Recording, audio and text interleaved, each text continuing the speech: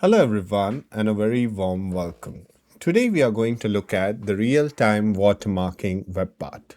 But before even looking up the web part, I want to show you how real-time watermarking works.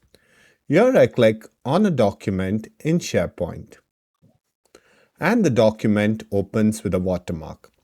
The watermark tells me the current user, that's my email, and the date and time and also the IP address from where it has been opened.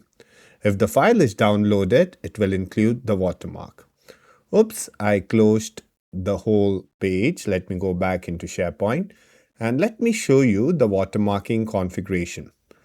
The watermarking configuration is at the library level where it is set to be the Muhimbi watermarking settings. I click on the link and the page is loading. And here I see the watermark. I'll hit OK, and this is where you can change the text if you want to. In addition to that, what I wanted to show you is that a prerequisite would be to actually install the app. That is the Muhimbi PDF Converter app.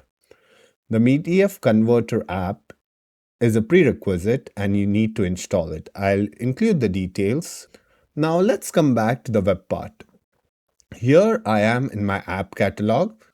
As soon as the app gets uploaded, it will prompt me, do you want to install it for all sites or just enable the app? I'll enable the app. But if you want, you can deploy it to all the sites in your SharePoint with a click of a button. Next, what I'll do is that I will go back to my site collection. I'll go into the site contents and I will add the particular app or the SPFX web part. The benefit of using this web part is that you can add the particular document library on a page, and whenever a user clicks from it, they will also see the real-time watermarking.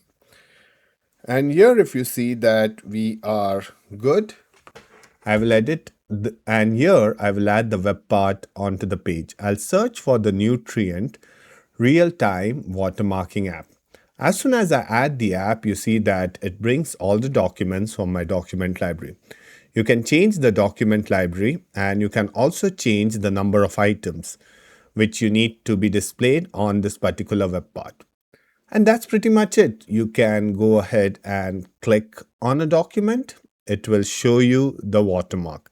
It only works if the document library has got watermarking enabled. That's pretty much it. I hope this quick tutorial was informative. Thank you for your time. Have a great day and bye-bye.